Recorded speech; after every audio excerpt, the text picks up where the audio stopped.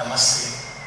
So I do not know whether to start by a preamble that there are no perfect rule book for a perfect human relationship, just as there is no perfect rule book for perfect parenting.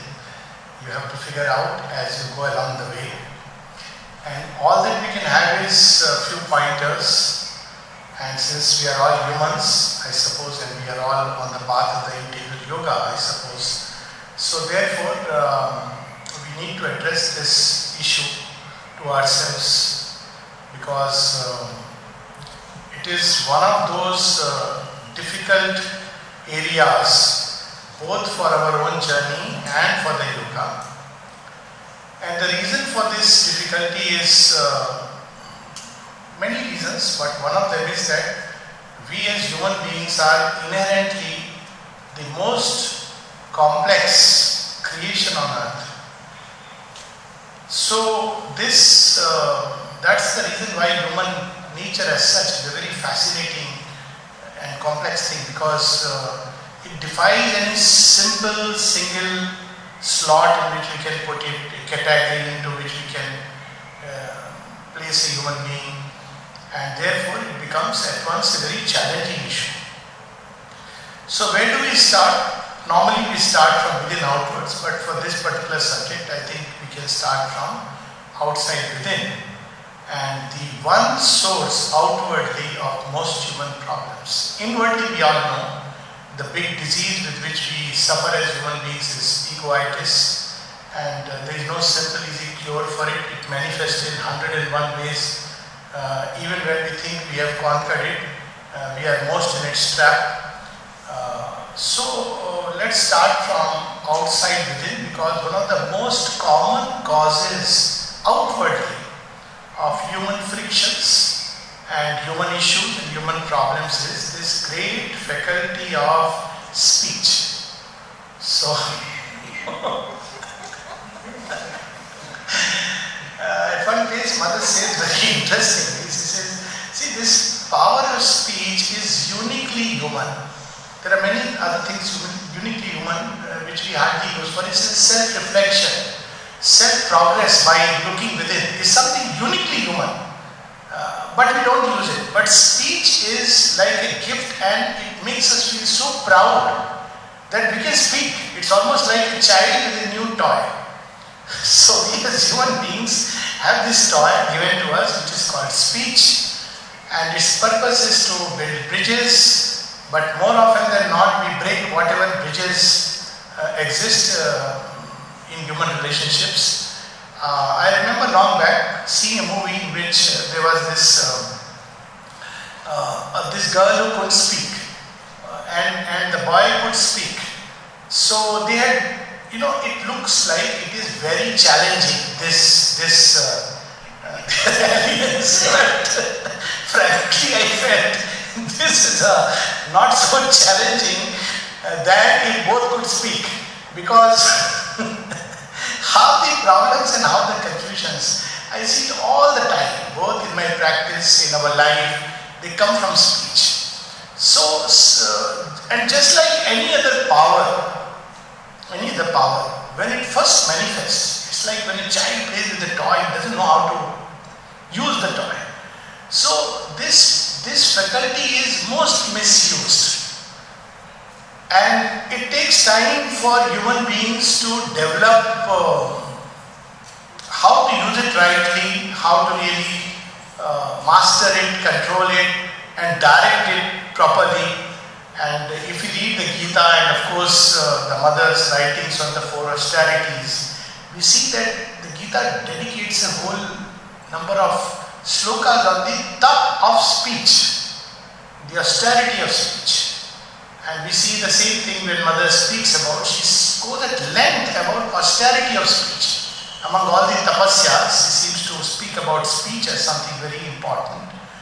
And of course we know that speech is a way we externalize our consciousness. So apart from it, if we speak too much, it depletes our energy, makes us vulnerable, but that's a different area altogether. But very often when we speak too much and when the speech flies on wings of vital, then it becomes, we don't know at which point which arrow will be shot and where it's going to hit. Unlike the physical arrow which you can take out and maybe take the person to a doctor and apply some. But speech, the arrow of speech, once it hits, it's very difficult to take it out. And that's why we know there have been wars apparently because of speech.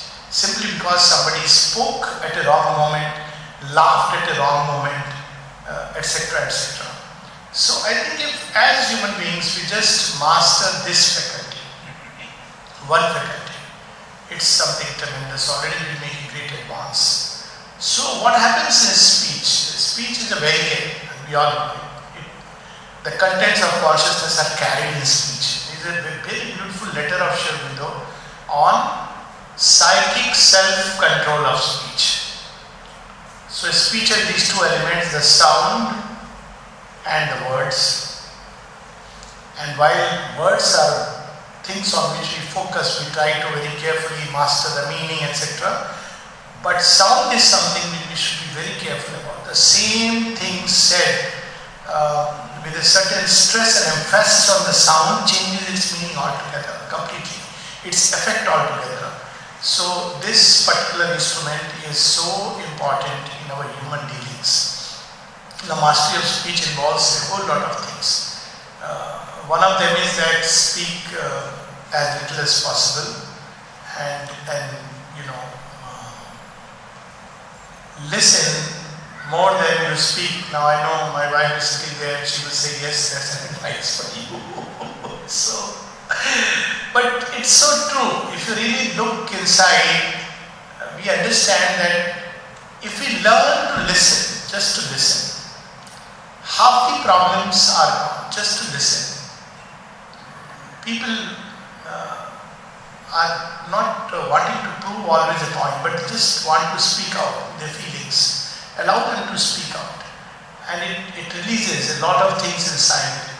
And if you can listen with, not just with the outer ear, but listen with the heart, with a heart of kindness and compassion, it solves many problems.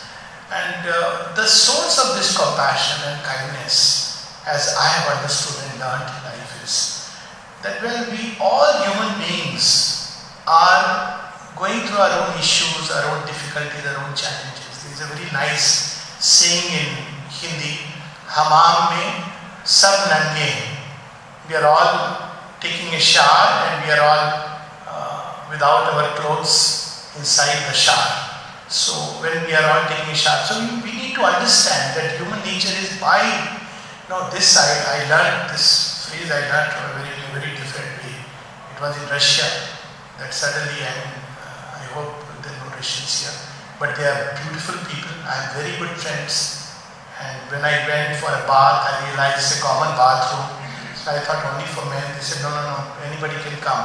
Men or women. Then I had to request, okay, I am not that developed to live in that consciousness of liberty where I am beyond gender. So they were very kind and kept for me a separate timing altogether, as a slot.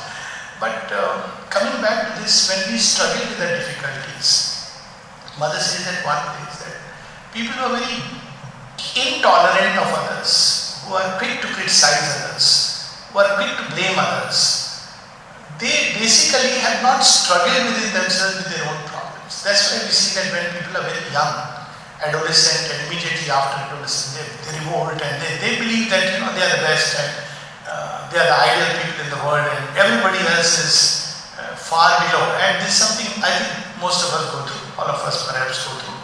But as you grow through life, you realize something. And you realize that it's so challenging human life. From every point of view it's challenging and difficult to master one difficulty. And that brings a state of humility, and as the mother puts it, it brings sunny tolerance. Sunny tolerance and generosity of heart is very different from simply using the label of liberal intolerant. Some of the most intolerant people are those who, take a banner of tolerance and liberality, because it comes from the heart. It is not an ideology which makes you tolerant.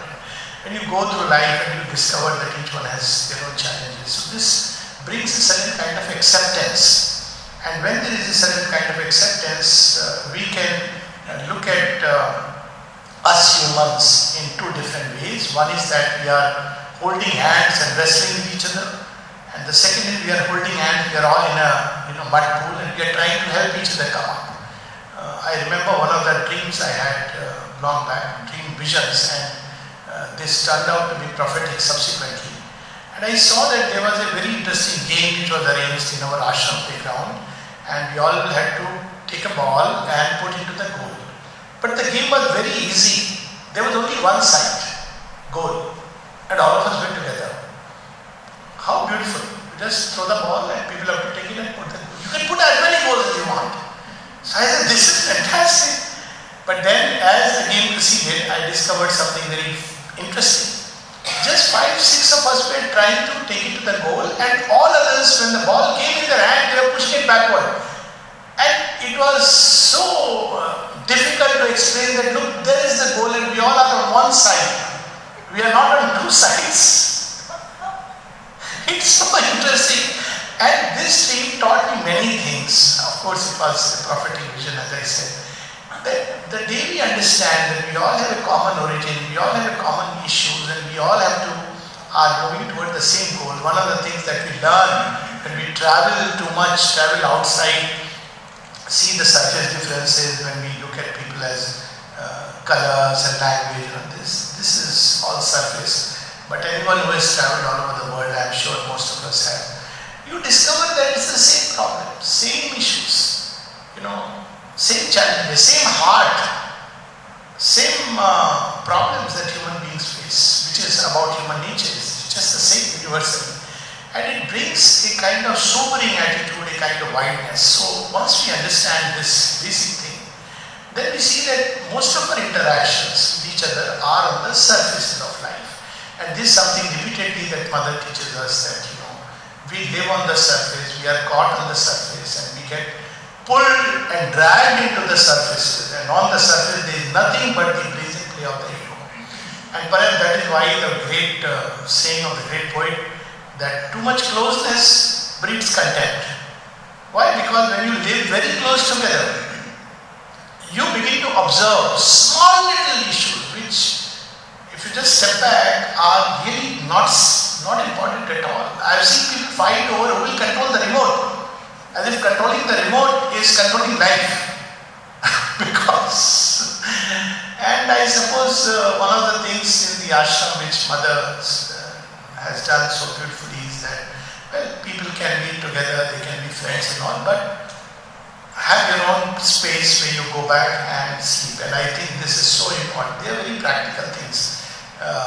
Have your own space when you can retire and be with yourself and whatever way you want to spend your time.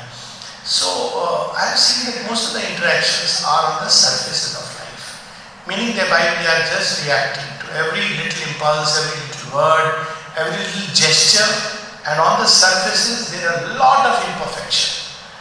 Shukdev said that the change of surface nature is the last. And unfortunately, we are looking all the time for the specimens of Superman outside.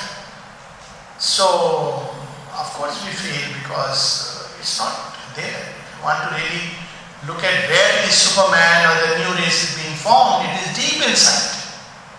And where is it being formed? In the will, the idea, the faith. Because we can't see that.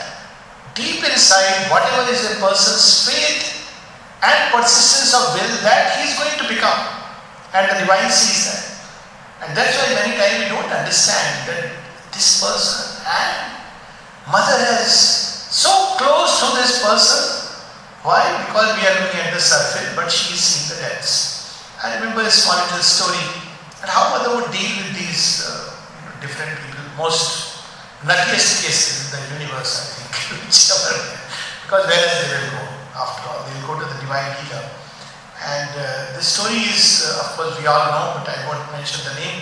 Someone who one day got very annoyed, and Mother gave her some flowers, and she threw those flowers right there, said, you don't love me, I don't care, and I'm going. So she went to her room, and right behind Vasudhadi comes and says, do you want to know what mother? First she gave her a card which mother had instantly sent. So she said, mother has sent a card for you. Okay, keep it there. Do you want to know what mother said after you went from left the place? No, I don't care. No, still, if you want I can tell you, otherwise I'll go. Okay, tell me what did mother say about me. Now normally you see, what would we expect? You see, she doesn't value what I am giving her. She's a divine mother. What all she must have poured into her. She doesn't value, this is humanity. But what did mother say? She said, this girl doesn't know how much she loves me. This was for her life-changing experience. To be able to see the love which is in the depths.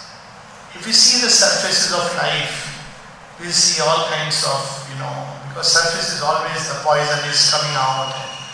But if we look into the depths, we will see that vibration of love, that little flame of love. Mother could see even in the Titans, that famous Nilkant Shastri, the Tantric who used to come, and he one day said, Mother, I have done the puja and I have encircled the Titans. They won't trouble anybody anymore.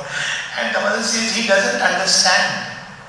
What he doesn't understand? She says, even in them there is this element of divine love. Another thing very beautiful that we learn, many beautiful things, just living their lives we learn. So we know that story of Bhavan when he went with a list of people, whom he said, Mother, why are you keeping these people here? They are basically just a burden. He didn't say in so many words. And as you know, he was all full of service, and for him, mother's work meant everything. And then she says, give me that list, and she sees the list, 25 people. One by one she says, but this person can do this better, this person can do this. Last she comes on to a person, he says, but have you noticed that he fixes these stamps so beautifully on the envelope? And he gives up, he says, okay. So you see, this is the difference between human vision and the divine vision. We see that little dot, tumhari sari par daag hai, that's the dot on your sari. And the divine says, oh, you look so beautiful. That is the difference between the two visions. And if we encourage this beauty, there is something very interesting which is in psychology, we speak about it. That children who are constantly, when parents keep passing all kinds of remarks, they end up justifying. It's like a negative role playing. Whereas when we say beautiful things about people, of course it doesn't mean we should flatter and say all kinds of beautiful things, but always everyone has something which is beautiful. It's just a question of, if I am not able to find it, it means I am deficient in that aspect. Everyone has something beautiful. And then when we begin to look at that aspect, that there is something beautiful in human beings, in this particular person. So mother speaks about it in one of her passages. She says, my child, I always look upward. I look towards beauty, towards truth, toward this splendor that is going to come. And if I were to look at the ugly side, well, nobody will be able to stand a chance. Just on the way we saw this wonderful lotus pool. Now you see, this is the other part of too much of closeness. If we went close, maybe the stench will affect us, maybe we will look at the mud which is below. So always it's very good to keep a little space in the relationship. I've seen that relationships get too close when two people are all the time together. This can create all kinds of challenges. But to give a little space, Savitri put it so beautiful, let there be space in your togetherness. And I think this is a need today's times even more, because as such in today's time, because evolution has become fast forward. So it's like when people give a little space, allow people to explore their own life in their own way, unique way. Because each of us has our individual journeys, which is unique and different from anyone else. But we have an innocent need, mother uses the word innocent. That everybody should be like us, think like us, act like us. We want monotone. And the divine doesn't want monotone. That's why when he wants us to evolve, he would put sometimes two very dissimilar people together. So that's a challenge, that's a grace, because that's how the world is. No two people should be alike, because the original plan is unity in diversity and not unity in uniformity. But invariably, the most liberal person, and it's so surprising, the most liberal persons want that everybody should be liberal. The most tolerant person is extremely intolerant about any other view except tolerance, which is a paradox. Meaning thereby, because these ideals cannot be realized by the mind. Tolerance is not something which, in fact, tolerance is not a good word. It's very demeaning. If somebody tells me, I'm tolerating you, I would say, please, you don't have the need to tolerate. Tolerance is like I am superior and I'm already condescending someone and looking from the world, I am tolerating you. The right word is I understand you. I understand. You have your differences. Why not? Let's celebrate those differences. So this is one of the ways to navigate through life instead of being critical. Now we have people who will just pick up those little things. There are people who are hypercritical. And they are sadly even critical about themselves. Very diffident. They always have a negative or rather self-depreciation. They always are critical about others. And there is a very nice story about it.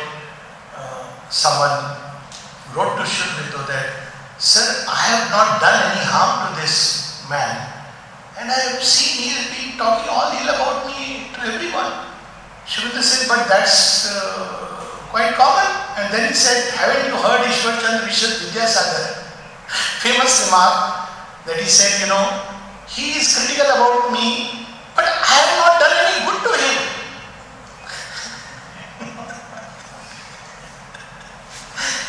When you do good to someone and someone is critical, I have tried to understand, I have seen this kind of thing. Why are people so critical even when you do apparently some good? So it's one way you want to escape from the need to be grateful. Because you have found a fault. So this fault finding, all this exercise. And another very interesting thing which I remember, it had struck me. I didn't remember the moment it had struck me. I had read from Shri Auroville and I closed my door and I was moving out of the room and I was wondering, it hit me very hard. And Shri Auroville says, most of the fights are for small things. I wondered, yes, we don't fight over. I've seen people fight over ideologies. I've seen people split. Actually, very good marriage, wonderfully going, and the person both wrote to me that like she's my ideal partner and he's my heaven-made partner. And when the Ukraine-Russia war started, you find it difficult to believe they parted their ways because one supported Ukraine and the other supported Russia. It's so strange, but this is a real story. And it was beyond me that, why would this spill over in this way? But then, yes, very often, most often, fights are over small little things. Over how much salt is there in the food. Why are you dressed up like this and not like that? Sometimes, staying a little away is very helpful because sometimes over smell. So it's fine. Each carry their own smell and be in that atmosphere. But these are about very small things. Why you didn't say this to me or why you said this to me. So all these fights are very often about small things because the smaller and narrower the consciousness, the more the ego becomes fragile, the need to defend, and you'll see that groups which all the time are saying that we are threatened, basically the consciousness becomes so small, narrow, rigid. Because now you are in a hole, and when you are in a hole, you feel very vulnerable because you don't have anywhere else to go. And these groups can be very violent, very aggressive. And mother says that violence is a sign of weakness and lack of control over the mind. But I must clarify, because very often the way spiritually we understand violence is very different from the way it's understood ordinarily. So violence and non-violence are inner states. Inwardly, when we are in a state of non-violence, means I don't want any harm to anyone. I don't want any injury, even to my enemy, so-called enemy. I should not have any bad will. I shouldn't even once, not only utter, but even in my heart. Because if I have bad will, it's going to hurt me more than anyone else. Because a snake can bite somebody once in a while, but a snake is the most pitiful creature. Because he's carrying that poison inside, he's full of fear. See, nature gives us so many hints. The deadliest creature on earth is a snake, a venomous snake. And the most frightened creature upon earth is a snake. And it wants to be in a hole and wants to stay in a corner because it's so much afraid. So the smaller the consciousness, the more violent we are inside. And this violence shows up in many ways. And we know that, there are some funny ways of violence which I must passively mention. Passive aggression, many people may have heard about it. Passive aggression is where I say, yes, I'll do it. I never do it. It's my way of torturing you. So, anyways, that's not so important. But the important thing is that inwardly, if I am prone to anger, anger is one thing which destroys. The Gita puts it so beautifully. If one wants to understand the psychological aspects of human nature, the Gita is indeed one-stop shop. And so beautifully it says that Krodhat Bhavati Sammoha. So what happens when anger overtakes us? We are deluded. We are clouded. We believe we are right. Of course, everybody all the time believes they are right. But still, we are completely at that moment overtaken. We become anger. And then this anger can damage our own self first, because the heart that harbors anger, jealousies, the smallness, this is so dangerous for oneself more than anyone else. Like for instance, jealousy and possessiveness. Mother says it's like a scar on their own soul. It's so difficult to, and then yes, it harms others. So simple things like managing anger, how to manage anger, go a long way in improving relationships. And the simple way is playing a lot of games, diverting this anger into fruitful activities. I think one reason why the mother emphasized so much on physical education and physical activities in the ashram is particularly anger and the sexual impulse are very beautiful ways, games, and for the sexual impulse, writing.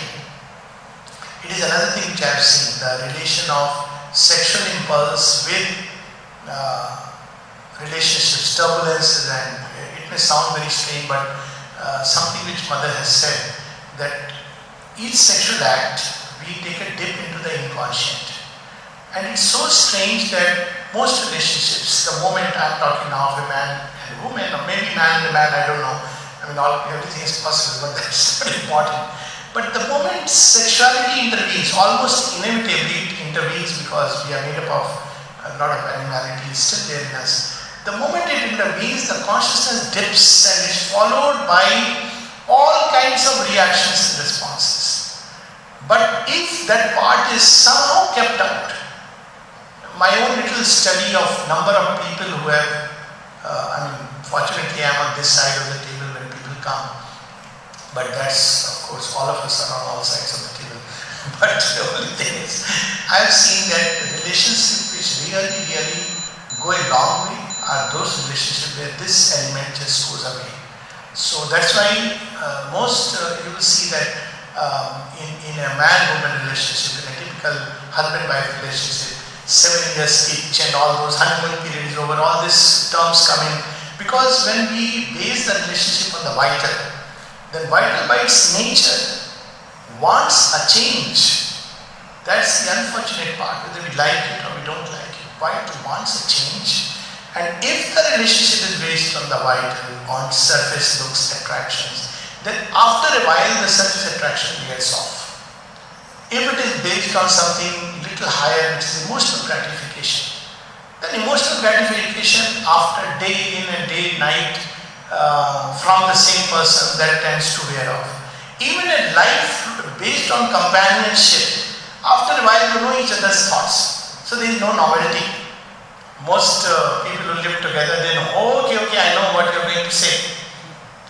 So after some time, it stops. So what is the basis of relationship? So now, as I said, we are going from outside and within.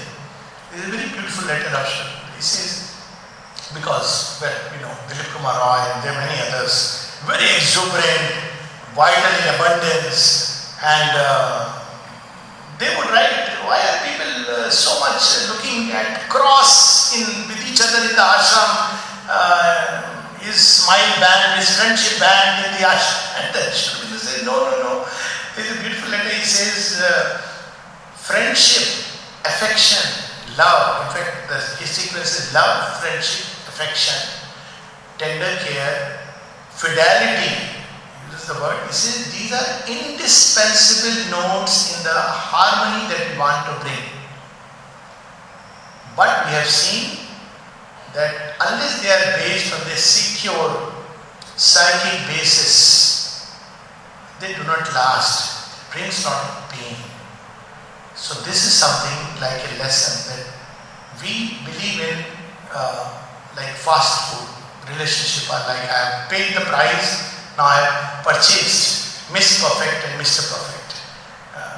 It's one of the biggest illusions. Perfection is to be built, and I think most people forget that relationships, like everything else, must evolve. They may start with the vital. It may be a surface attraction, doesn't matter. It may be because you like somebody's speech or thoughts and it was beautiful. But if you stay there and get stuck there, it won't work out. So they alone succeed who take this life as an evolutionary challenge and evolve through the process. And it's beautiful if two people can evolve together, or if a group can evolve together. That's so beautiful. But for that to happen, it must be centered around something which is permanent. Any relationship which is centered around something temporary is going to sooner or later wear off. But if it's based on something permanent, what is that permanent secret of relationship Mother gives? And she says, there is a fire inside. Any relationship which is based on the common aspiration.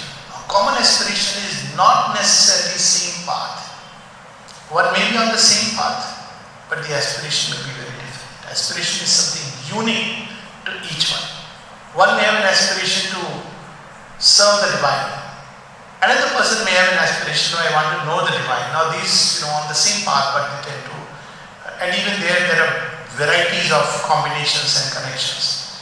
So if there is a common aspiration, then whatever may happen outwardly, the relationship will go through all this, last and grow. It's known, this phenomenon is known in psychiatry, in psychology, that every relationship goes through a turbulent period when people tend to break up, or they are on the verge of breaking up.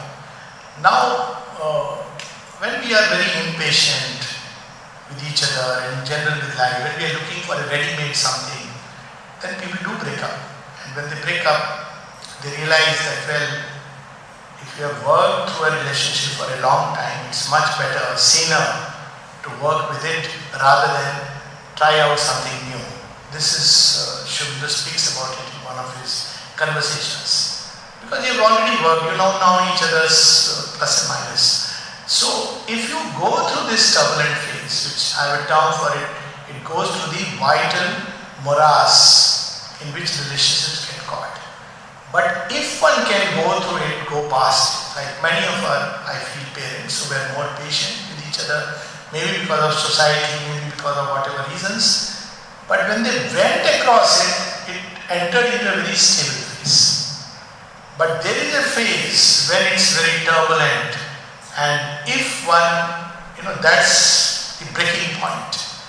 And this turbulence can only be overcome if we look beyond that immediate gains.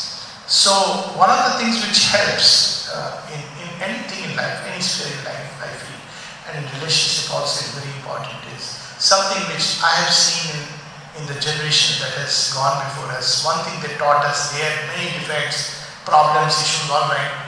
But one thing they knew was tyaga and tapasya. They knew sacrifice, the spirit of sacrifice. Why? Because they took life like that.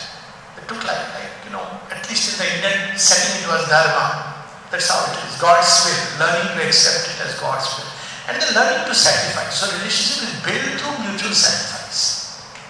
What if the other person doesn't sacrifice? Well, still, the one who is sacrificing grows. Often I hear a complaint, but the other person doesn't understand, doesn't value it, doesn't matter. In Synthesis of Yoga, Shukla gives us a very, very fascinating thing. And though he speaks about outer gifts, it applies that much to inner things. He says, whoever the recipient and the giver, whatever the gift, even if it is refused by the immediate recipient, still, if you have given it in the spirit that you are giving to the divine, it is noted and accounted. So it goes into the hundi, as they say, of short karma. So if you have sacrificed for someone, all your life you may have sacrificed. And there's some, Shukla gives this beautiful example of say not, that love like of Savitri, of Guru and Rama and Sita does not exist. So there very interestingly, when he speaks of Rudu, he doesn't speak of Priyambada. When he speaks of Savitri, he doesn't speak about Satyavan. But other examples he gives of both. So it could be a one-sided sacrifice. It doesn't matter. Because sacrifice, when it is done with an expectation, loses its meaning. It's a bargain. We may say I have no expectation, but sooner or later the expectation strikes. It's just that we have put into a long-term deposit, but one day we want the deposit. We don't want the thing to crash like the Bank of America. We want, one day you have to give me back my deposit. And if it doesn't come, then we are very unhappy. But if the sacrifice is done with this idea that it is my purificatory ritual, and I am doing it to the divine in that person, it's a challenge, but something very beautiful. When you see completely contrary appearance, even a person may appear very hard outwardly, but still there is the divine flame. So if we look at it, life gives us these opportunities to grow through this law of sacrifice. And another thing very beautiful which we see in Savitri also, and the mother reminds us that people are like, two things she says, that the world is a mirror, so very often we see in others what is concealed inside us. Again, one of those Mahavakyas, when I had read it, it hit me very hard. I started noticing, this I have seen, is it in me? Where is it in me? And after some time I discovered that yes, it's there in a seed state, it is there hidden carefully inside. Whatever I am seeing in the other person, it's there inside. It's almost a universal truth. And the second thing she says, our relationships, they are like a mirror which show us our other selves. You see, why do we connect with some people and not with others? One is the affinity, but the other is that each one represents something of some aspect of our complexity. The problem is that when we want that, this person is completely mine, and this is an illusion which we must get rid of. Nobody is anybody's. That is the divine. The moment we make an error there, that's why the mother says, as far as deep within it is concerned, it's only the divine. This used to be another challenge that at least I used to face, that I want to love the divine as a beloved. And then I wondered, what does it mean to turn to the divine as a beloved? And then beloved is somebody whom you can actually share anything and everything without being sure that you will not be judged, you will not be condemned, because that's what the beloved is about. He loves you best. There is a very beautiful conversation of the mother which all of us maybe later on can read. It's in volume 9, and the mother gives a whole commentary on our best friend, and starts with one of her passages where she says, our best friend is he who loves us in the best part of ourselves, but does not expect us to be otherwise. How beautiful it is. It's, at least for me, it's been like a beacon light. That there is the best part in everyone. Connect with that. Leave the other side completely. You'll be inwardly free. Now this idea that no, even when you feel that somebody so-called is yours or etc., whatever that means, still this idea that the person should be like me is another fallacy. Nobody can be like another person, and so all the advice is given by all the people, including psychiatrists, have no meaning unless we have this capacity of a very vast universal consciousness and reach out for the other person's state of consciousness, what the other person needs. And that's why you see when somebody went to Swami Vivekananda, 20s, and very impressed by him. And he goes and says, I want to renounce the world. I want to renounce, not world, he said, I want to renounce. And Swami Vivekananda, who is a renunciated, a young age, he has taken to renunciation. He says, what do you have that you can renounce? And he had never, it hit me. He said, you go, work in the world, earn 1 lakh rupees, then come back and say that, I am going to renounce. Now you see, Swami Vivekananda, though he is a sannyasi, he did not advocate that to this man. In fact, very often in the order of monks, he would say, you people are just wasting your time. He would say that, and people found it very difficult to take his comments. But they had no choice. Because it's not, a sannyasi expects everybody to do that. Even it doesn't leave us, even when one is following a path, one wants the other person to follow the path. So I often hear these standard advices, anybody who comes from anywhere in the world and says, I have a problem. No, you start, seeking the divine, or you call the name of this particular guru, take this mantra. It doesn't work. To each one, things work differently because each one is in a different state of evolution. And that's why the less advice we give, the better we are and the safer is the other person. Of course, I know people may ask, what are you doing? Most of my task is listening because people want someone to listen. And I suppose that's why in ancient times you had the system of confession, which of course the mothers had turned into something very dark. But people want to be heard. They're not wanting advice. It's something you learn painfully that they don't want your advice.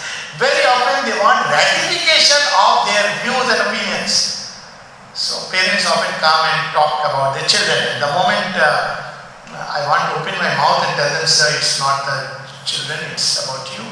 You need to change. I hold myself because I know that this is not going to help.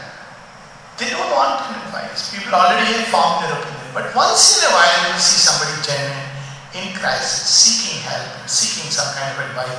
But even there, you must be very careful because most of the time we give advice based on our limited experience. This idea that I have experienced life like this, therefore it is true. And I can give just one example out of many. Very often we hear, I had also heard from childhood, that what a person does is more important than what a person speaks. And it sounds very logical, reasonable, till I met salespeople who did very nice things, who spoke very nicely, smiled very beautifully, and cheated you royally. Not all salespersons are like that. And then, when I read Auroville, it justified one of my natural instincts that it's not actions, something else. And there are two Mahavakyas of Auroville. One place he says, action and event have no importance in themselves, but for the idea they represent and the force that is there to serve the idea.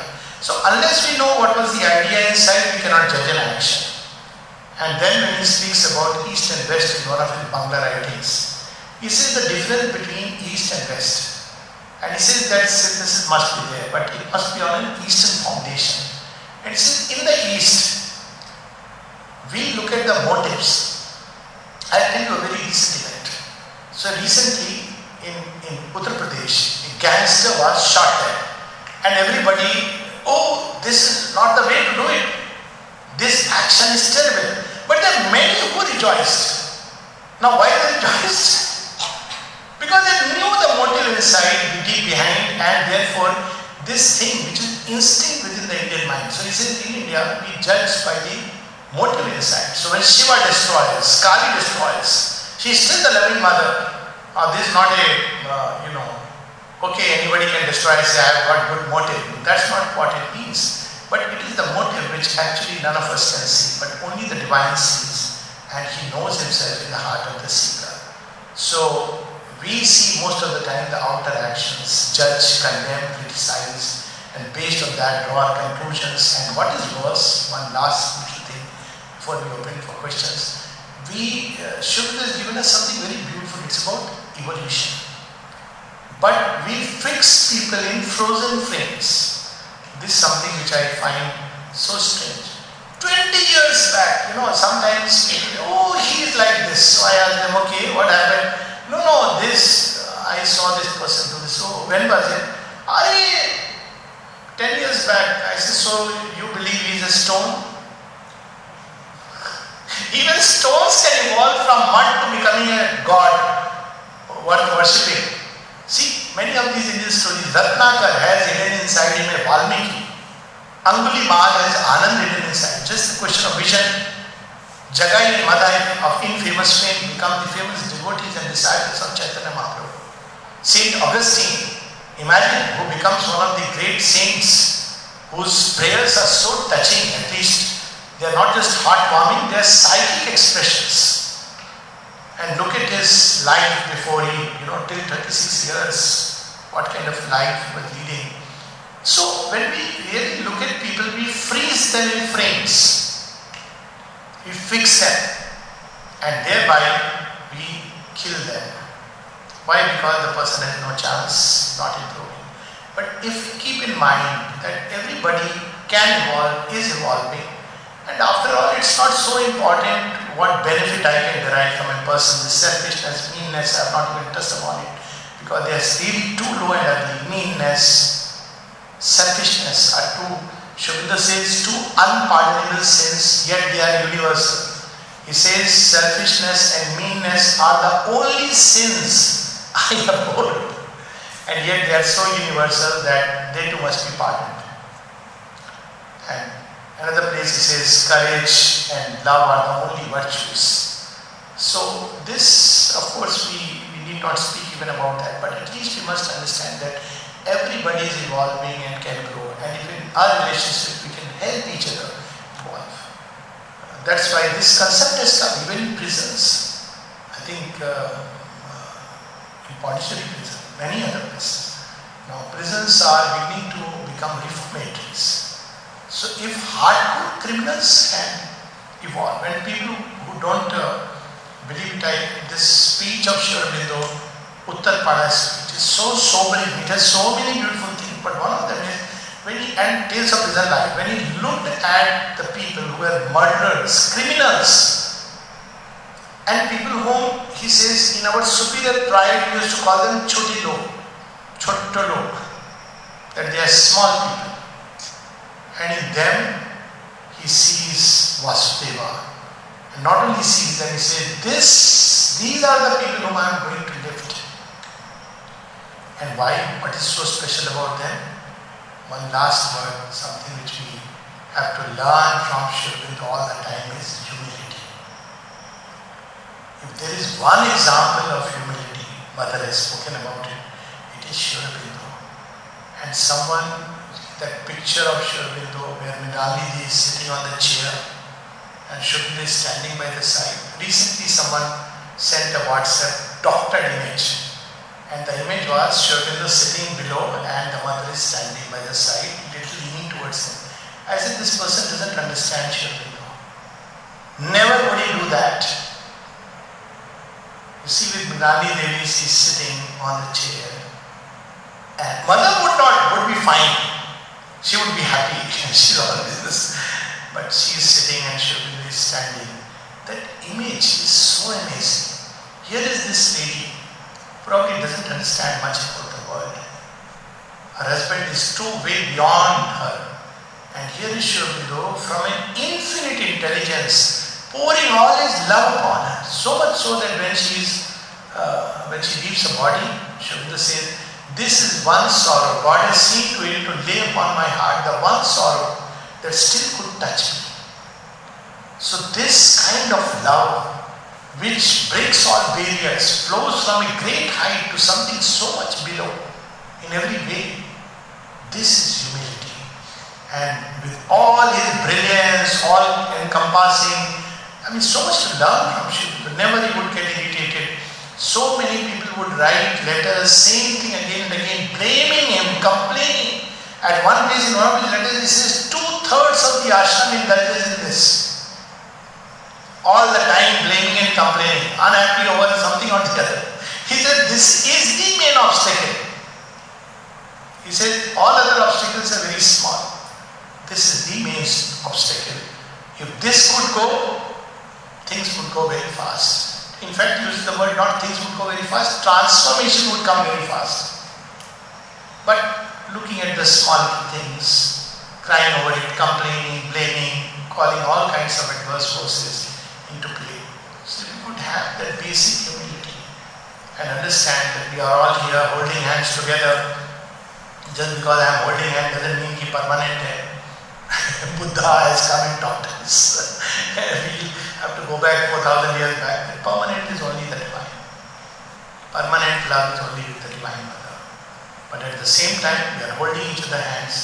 Let's embrace and carry each other together. Then pull each other down. That's why we close with the joke. I don't know whether it applies now or not, but yes, it applies that when there were tins of crabs coming from different countries that were sent for sale somewhere else, the tin of Indian crabs there was no cover. So they asked, why is it so? And all the crabs were intact. They keep pulling each other's legs so they will never escape. It is sadly true. We don't pull each other's legs and don't let anyone really grow and prosper. So let us, instead of pulling each other's legs, pull each other's hands and understand that human life as it is today is imperfect. Yet it is on the way to becoming perfect. And it cannot become perfect if we keep quarreling with each other. For the mother, this was strange. She says, why do human beings quarrel? And she says, I am surprised. I was so touched reading that. She is surprised that human beings quarrel. Why do they quarrel? What a waste of energy. What a waste of everything. Even if you have differences, you can't solve them. You have to do what you have to do. But why quarrel? Why hate? Why throw away all these dark emotions? Be bitter. And all this comes, we go back to that one remedy, or rather one problem, which is called egoitis, in which human beings uniquely suffer. The more intellectually developed, the more one suffers. I am a sadhak, I am doing sadhana, don't disturb me. Remedy, methods, humility, tincture, 10 drops 3 times a day, as often as one can. Devotion toward the divine, because it automatically brings humility. The permanent remedy, discover the psychic. Probably you'll discover much more often, and union with the divine is the permanent remedy. As the mother says, that we can discover in others only that perfection which we have discovered within ourselves.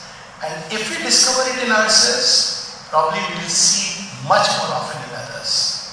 If I am unable to see something beautiful in the other person, it means I have not discovered that beautiful part within myself. So I think I'll stop here. The 1 hour is over, but I don't know if any questions are there. Most welcome. Yes, please. Towards the end, what you said about the crabs, Indian crabs. And I think you made it so interesting by battling the human nature and the universal. If it is not that and it is only our Indian culture. Thank you for saying that. Actually, I felt sad when I spoke about the Indian crab. But it's true. But at the same time, if I think this tendency is a little more in India. Very impersonal if I see. And I have wondered why. See, I'll give you one example. In different countries, people face crisis and all this. At least for some issues, people will be together. Say for an issue which is concerning the entire nation, they will be together. Let's take an example. I'm not a great fan of America, but if there is, let's say, an attack. I remember once going to several times I have traveled, as you know. So one of the places where my suitcase was opened and the card, TSA card was inside. And that's okay, but the tea I was carrying from Hong Kong, that was all opened and spilled over. So it was not a very good sight to open the suitcase first of all, see. So I went and told my host that, see, this is what is happening. He said, yes, they have to do it. It's in national interest. And it struck me that had it opened here, many of us would have blamed the then government, whoever was the government, but see, this is how they are. Now this was done in a national interest, and I appreciate that. Yes, that's true. Every nation has the right to safeguard itself. So while I agree it is universal human nature, but this problem, and the reason for it is very deep. The problem for this is that India is so diverse that people easily tend to identify with a kind of group than another. So that's where the pulling, leg pulling, etc. comes in. As to the governments, well, the days of democracy are over, and I think it's being overused, so that's a different story altogether. But it is universal. Sadly, perhaps a little more in India. If there is an attack today, unfortunately, from any of the countries, Pakistan or China, we have seen it during Doklam crisis and all. Invariably, the opposition, whoever it is, will blame the government. That's why Atal Bihari Vajpayee stand, though in opposition, when Indira Gandhi had taken over Bangladesh, something so great to be remembered for all time, that he went to her and said, we are fully with you on this. And he said, you are like Durga at this point of time. But very few have that wideness and generosity of heart. Yeah, the second part of the question you were addressing, that suppose India has this and it has a deep cultural effect or whatever, and if people from other countries come here, they will be surely affected by it and they may become socially behave in the same way. And if you see, I don't know how it works, but in Auroville now whatever that is happening, other people are, some people are pulling down on others. Whether it is due to this problem in India or the disease has been contagious. I tell you, I'll give you, just sharing this, I'm sorry I'm being a bit blunt and forthright. Somebody had asked me, when I traveled to Spain. So someone asked me, about Auroville problem, and the road will be built and trees will be cut. So I asked very bluntly, as you see in your country, when you make a road, what do? You cut the trees or you don't cut the trees? So we cut the trees, but we plant. I said, exactly. You cut a tree and plant 10. So why this happens? Because there is the spirit of collective discipline. Should be the point in that. The same thing people will do here, or they will not do outside. I think Singapore, you must be knowing, they will not dirty. This sense of collective discipline is something which India has lacked. And that is something which has led to its downfall. Despite so many courageous people, even today, even when you speak about, Shubhra spoke of that in Bangla writings. He said, unfortunately, like for instance, the Marathas, Shivaji, saw India as mother, but she was mother of the Marathas. Ranjit Singh, Raja Ranjit Singh, brave warrior, saw her as mother of Punjab. And even now you will see people glorifying one particular group of people as if others had no role or little role. But that's why I was thinking the other day that we should start a movement in India. Maybe it would at some point come here. Me to India. And I was thinking in Hindi we can start Main Bharat. The man standing on the sentinel guarding the pass in remote Arunachal or this place is as much India as the man sitting in the parliament and governing. So this idea, that's why nationalism is so important. Shouldn't say that there is a nationalism is rajasic, it is egoistic. He says, but it is important. Patriotism is sattvic. But you need both, because if you don't have the spirit of nationalism, this is something which has been lacking, because everybody is busy with their own self-interest. So in Auroville context, first of all, we should understand, it's a matter of pride, what it means to be an Aurovillian. It's not just about the charter. When I want to identify truly with the vision of the mother, with her creation, there would be different interpretation, but who is at the center? Can I have my own way and my own vision of, imagine everybody has, somebody may have an idea about India that I want to sell it. That's how people thought during the time of Rajas, that's how they sold. So can that be accommodated? Does it make any sense for a group? So a group must have a center and a core. And for some reason I feel that that core has very gradually shifted.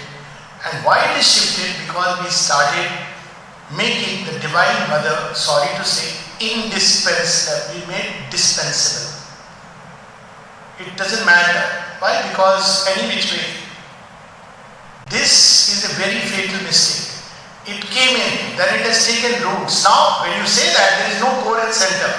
So each of us has their own thinking of yoga, each of us has their own brand of yoga. So many activities which go on in the name of yoga. We don't even need to read Mother and Shiva. Why? Because freedom. Now that's not what it means. There is no central connecting point. And I believe just like India, Shabda said, will get united when we have the vision of Mother India. But even there he said, don't take Mother India in isolation with the universal mother. So he spoke of the threefold vision of India. Mother India, universal mother, because otherwise it will become aggressive, egoistic thing, and like Star Wars, that one country is saving the whole world, and the transcendental Divine Mother. So that is the need of the moment, that we belong to the Mother, and more than anything else, we are not here to satisfy our own idea of what things should be. I'll just touch one small thing, then I'll stop here. In a meeting once long back, I think 25 years back, that was India's 50th anniversary, and I was part of the meeting. All the big people were there, and they were thinking about what we should do for India. And they were all Sri Aurovilles, connected with Sri Aurovilles. So one great person, I won't name, he said, this is how we will build the India of our dreams. I said, excuse me, the India of Sri Aurovilles' dreams. And the meeting closed with that. The India of Sri Aurovilles' dreams. We are not here to fulfill our own idea and dreams.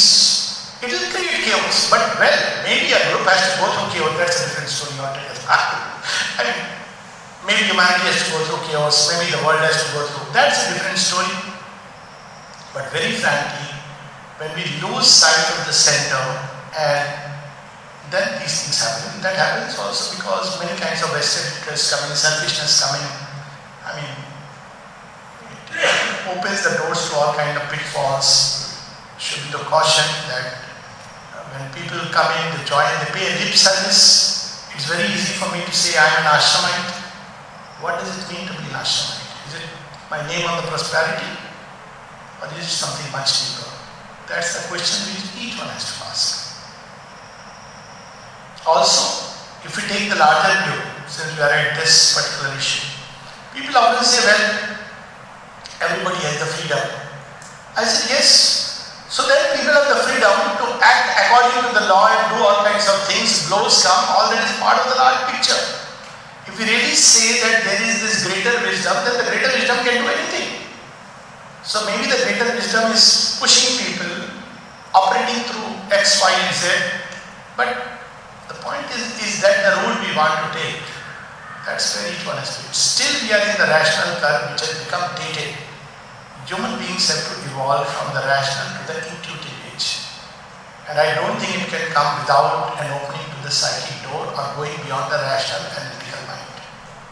As long as we are there by debate and discussion, we have debated since Socrates' times and we know where the world is. And if we still believe in the superiority of the rational, analytical, debating mental processes, then we are far behind. We are living in, I would say, ancient times. Because I see more and more people who are awakening to intuition. So what does the intuition say? We have to look deep within. And if I am justifying a way of life, that means I am not intuitively correct. Okay. Something. Yeah.